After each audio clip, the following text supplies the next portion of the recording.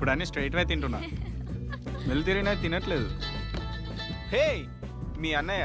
హే కన్నా ఫోన్. ఏయ్ నేను మాట్లాడతా.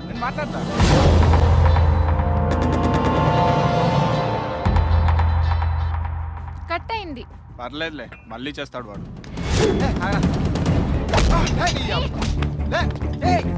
ఫ్రెండ్ లవర్ ని లవ్ గా చూసే ఫ్రెండ్ వారా నువ్వు?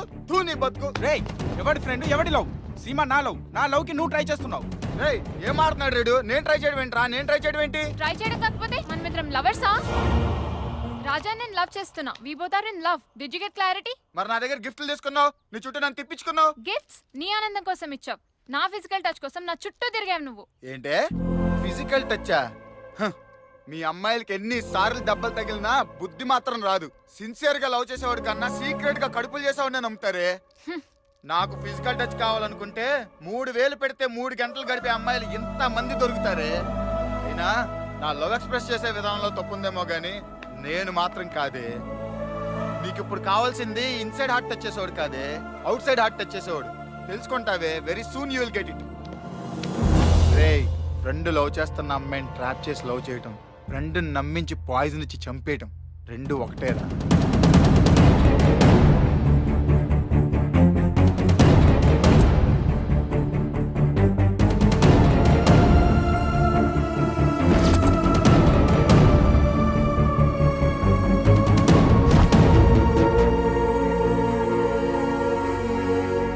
టెన్షన్గా ఉంది ప్లీజ్.